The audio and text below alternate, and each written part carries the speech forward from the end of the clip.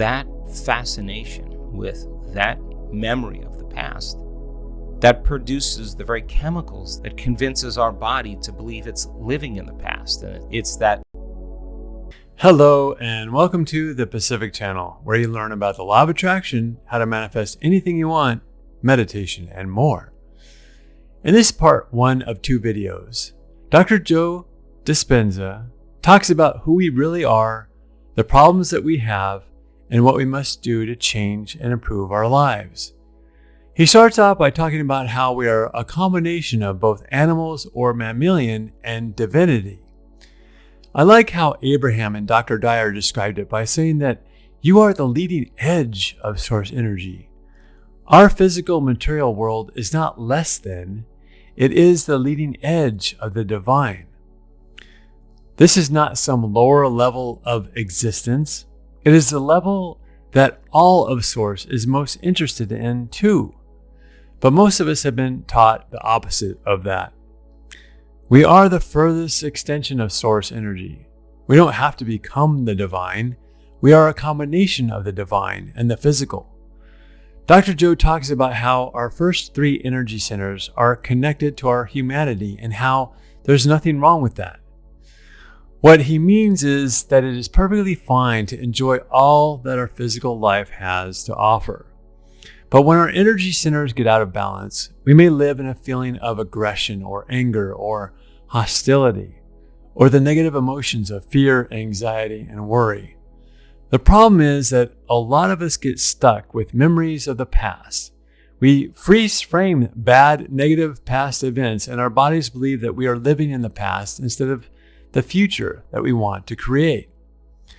So the challenge is to catch ourselves in those moments when we find ourselves thinking about the familiar past. And when we catch ourselves thinking negative thoughts, we can challenge it and purposely think thoughts about what we want instead of what we don't want.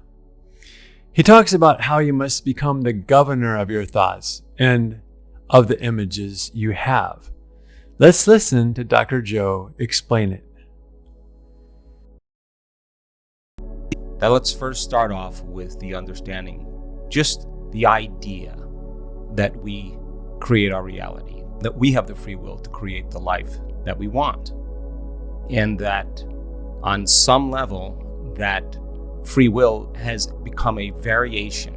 We are variations of oneness. We have descended from oneness in the exploration or discovery, if there's anything more to reality. And we experience such separation in this plane of 3-dimensional reality that we do have our own free will. And we all are also at the same time connected to oneness. Now, there are some challenges that go along with this, because if we believe that we create our reality, then we find ourselves occupying space and time in a physical body. And every thought that we think produces a frequency. And just in this 3-dimensional reality, the thoughts we think produce frequencies that are called chemistry, that is matter, that our thoughts produce chemical residues. And the challenge is that we are animal, that we are part animal or mammalian in a sense. That's our humanity. And at the same time, there are aspects of us that are latent systems that point to our connection to oneness, our divinity. And we are a combination of both. And the first 3 energy centers of the body are those centers that in some way, shape, or form connect us to that animal self, our humanity. And there's nothing wrong with that. That's just how we function with a body. The challenge, of course, is that when these energy centers get out of balance, and they get out of balance because the majority of the thoughts that we think in the illusion of this hallucination called 3-dimensional reality, where we experience separation, that the majority of the thoughts that we think produce certain frequencies called chemicals that signal hormonal centers that activate those first 3 centers. And it's those first 3 centers that tend to cause us to, over time, start to function out of balance. They get out of balance. So a person who is out of balance in, say, their 3rd energy center may be on certain levels either in a polarity of living in aggression or anger, hostility, or living in fear and anxiety and worry. And those thoughts that come from the brain really produce neuropeptides that signal those centers that there's a reason to be in survival now. There's a reason to be aroused because there's some danger. And if the majority of the thoughts we think produce chemicals that make us feel unhappy or guilty or shameful or unworthy or victimized by someone or something, then those thoughts produce certain different neuropeptides that really begin to signal different hormonal centers that cause us to feel bad. And a second energy center can be really out of balance. And there could be trauma from the past, and there could be betrayal, and there could be loss. And there could be events that cause us to continuously freeze the frame from the past and holographically hold that image in our mind. And in a matter of seconds, we're in the illusion of three-dimensional reality. It is that fascination with that memory of the past that produces the very chemicals that convinces our body to believe it's living in the past. And it's that hologram that's created in a freezed frame called a memory that people spend the majority of their time thinking about. And it's that image that causes us to re-experience the past again. And if we believe that we create reality, that's where we're living. We're living in that reality. And that's real to the brain and body. And I don't need to spend a whole lot of time on the first energy center. I think you understand that it has everything to do with our sexuality or our sexual identity, and it could be out of balance as well. The challenge is that the person who keeps remembering the past and allows that thought to go unchecked or unnoticed by them is what causes the autonomic nervous system to automatically produce the chemicals for the person to relive that experience over and over again. And people can condition their body emotionally to become the mind of the past. And it becomes subconscious, it becomes automatic. It's where the body is believing it's living in that reality. So the person is experiencing the matrix, the simulation of three-dimensional reality, as being very real. And their fixation on the environment is directly related to the emotions that they experience. So then capture people's attention, you capture their emotions.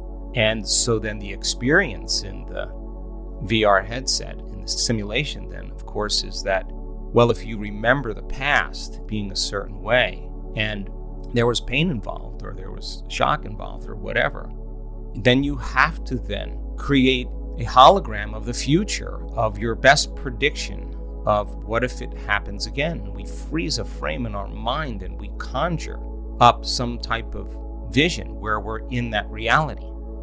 And the idea of that past happening again in the future and being prepared for it produces the same chemicals that are very slow frequencies that causes the body to live in that future reality. But that future reality is a worsening of the past. It's a greater imagination of what could go worse. And it's those thoughts that program the autonomic nervous system to do the exact same thing. So if the majority of our thoughts and feelings then are connected to our first three energy centers, is we have a lot of familiar past that we live by every day, and then there is that predictable future, and that becomes subconscious or unconscious over time. And so we have worked really, really diligently in our seminars, our events, our week-longs, and research is actually showing that if you can get the body out of the past and into the present moment, and there will be a battle that goes on, because that animal self that is living with those primary thoughts and feelings is, in a sense, unbridled and it's untrained. And so teaching people how to be the governor, to be the guardian of those images and of those thoughts is really the most essential part of the work that we do here.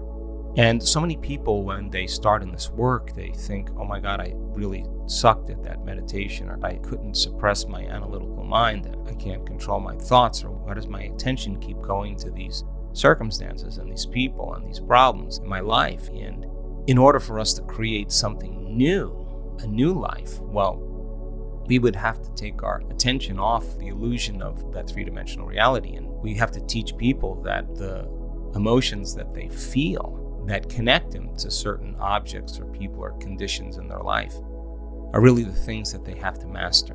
And so giving people the ability to catch that thought, catch that frozen hologram, that three-dimensional space-time moment, and catch yourself going back to the past is the work. And that's doing your meditation right. That is exactly what we have to do. We have to become very conscious of those unconscious thoughts that normally slip by our awareness unchecked, that it actually programs us to be a certain way. Now, let's talk about programs, because here you are taking on a character with free will in the illusion of separation all the way down into density. And there are certain things when we are awake or aware that we're a body local in space and time, we come pre-programmed. We come pre-programmed for survival. Why? Because that's been the name of the game for millennia. That there's poisonous bugs, and there's animals that bite, and there are cliffs, and there's famine, and there's droughts, and there's warring tribes, and you could get hurt. And so we come pre-programmed with certain things that keep us safe in this environment. And fear is a healthy emotion to feel. If you're scavenging for food and you see something that's potentially dangerous, you don't move towards it. That would go against the program. The fear is adaptive. You got to run from it. And so we come with these programs that are genetically hardwired in the DNA of the sperm and the egg. And that pre-programmed system then also comes with another layer of programs from the progenitors, from the gene expression of both donors, both parents. And the cross-linking of that information then creates another level of latent programs that sit there that ultimately over time become activated, because then when we are born, we actually observe the behaviors of the very stewards that raise us. And so we learn from mirror neurons to behave in similar ways. And that becomes another program that we develop beliefs about all kinds of things, whether it's God or money or class or color, whatever it is. We take on this character and we have parents, or we don't, or we have family, and we were born into a certain culture and we're educated in certain ways and we learn certain things, and they become automatic programs over time. And those cultures, then there's races, and of course there's more information that's encoded in the program, and we can program us as human beings into all kinds of beliefs. And so then the belief that our environment is controlling the way we feel and think actually is an unconscious belief that many people have. And they may say, well, I think I create my reality, but our response to our environment many times causes us to feel and think equal to our memory of whatever it is that we're embracing in that present moment. And so that becomes the challenge, because now we rely on the outer environment, the conditions in our outer world, to make some of those feelings go away that cause us to feel separation or lack or imbalanced or stressed or whatever we want to call that. That when we rely on the outer world then to make it go away, then for the most part, we understand then that we need something outside of us to take away or change the feeling inside of us. And yet that divine aspect of ourselves are latent systems that are embedded in the program that have to be activated. And in order for us to activate them and reprogram and do the same exact process, we would have to, on some level, understand that we would have to catch ourselves every single moment when we do go unconscious.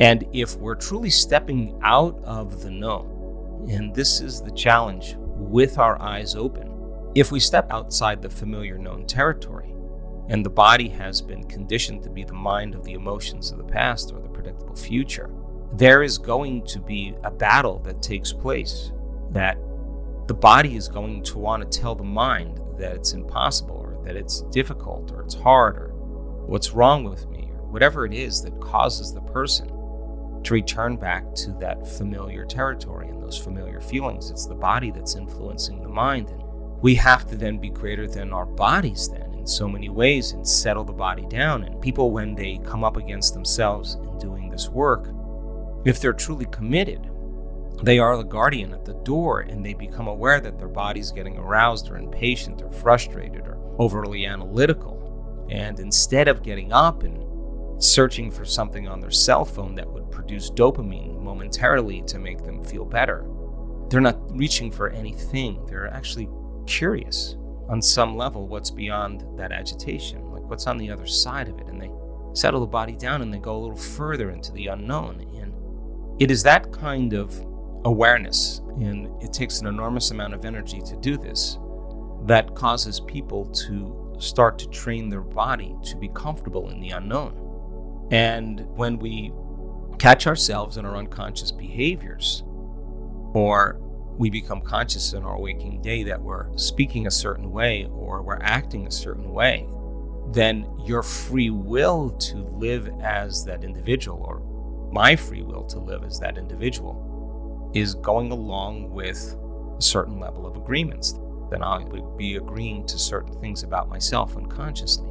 And so the guardian then, who remembers that there is something that can observe those thoughts, there's something that can become aware of those automatic programs that are hardwired, and can notice those feelings that keep us in the same reality every single moment of every single day, goes against thousands of years of programming. And yet when the person actually can be aware that they're observing, then they're no longer their program. They're conscious now, their consciousness. And it takes that kind of awareness and that kind of energy to allow the body to rest in the present moment. And when the game of survival gets heightened because there's more unknowns, of course, it triggers automatic programs. And we're facing amazing times right now where so many things are happening in such a short amount of time. And yet, if you can stay relaxed and awake, and that seems to be the formula that we've come up with, relaxed in your heart and awake in your brain, that on some level, that place, that present moment, if that is the door out of the matrix, if that is the way that we can begin to no longer respond to the environment and have the environment control our feelings and thoughts, and if we can disconnect from our environment, and our community does that really well, to disconnect from the sensory input that the body is experiencing in the environment, and to get beyond its habits and its emotions that it's been conditioned to, and to rest in that present moment, in the unknown, and teach the body that the unknown is okay. That's the place that we can create from. It goes against all those programs. The divine begins to awaken in the person. We see this kind of processing that takes place if the person's the governor, the guardian at the gate that's catching every thought, that produces every typical feeling or frequency that's chemistry, and they're inhibiting that process. The inhibition of that process is doing the work right. And that is the overcoming process that is so important, that has allowed so many people in this work to reason with this information, to understand that the act of closing their eyes is to remember so they don't forget and go unconscious. That we can simplify it to that level, and the inhibition process is exactly what breaks classical conditioning. It's what breaks the conditioning. The inhibition of the thought, the catching of the thought, the no longer producing the same hormonal chemistry causes cravings in the body. It causes the body to have on some level of biological death, and the body's always going to try to tell the mind to return back to those flashbacks of memories that are holographic in the brain. And wow, we can talk ourselves out of a few. So, catching yourself when you have an old, familiar, negative thought is key to being able to change your programming. Your body is addicted to the chemicals that are excreted when we have those old, negative, familiar thoughts and feelings. The trick is to catch yourself when you're having an old thought, and then ask yourself if you really want to continue down that path of thinking. Why would you want to? What good would it do you? When you can monitor your thoughts effectively, you can begin to start to change every aspect of your life, from your health to your wealth. But like Dr. Joe said, don't worry about having the occasional negative thought. It's about how often you have the negative thought, how intense it is, and the duration. The more frequent the negative thought or feeling happens, the more intense it is, and the longer it lasts, then the more problems it will cause the autonomic nervous system. But you can take a fearful thought and turn it around to feeling gratitude. And when you purposely feel gratitude, you can influence the autonomic nervous system to assist the cells of your body for growth and repair and a 50% stronger immune system. That's amazing when you think about it. What is so great about how Dr. Joe explains all of this is that he explains it from a very scientific perspective. There are lots of law of attraction teachers out there who talk about the benefits of positive thinking or how feeling gratitude is a great thing, but none of them, except for maybe a couple like Dr. Joe's friends, Dr. Bruce Lipton and Greg Braden, none of them can explain how it scientifically works except for them. Dr. Joe gives validity and credibility to people who are into the healing arts, and that's a very good thing. If you like this video, please like, share, and subscribe. Also, leave a comment about how you've been able to catch yourself in negative thoughts and what you noticed, what triggered you. And now, go out there, catch yourself if you have any negative thought, challenge it, and change your life. Thank you for watching and have a great day or night.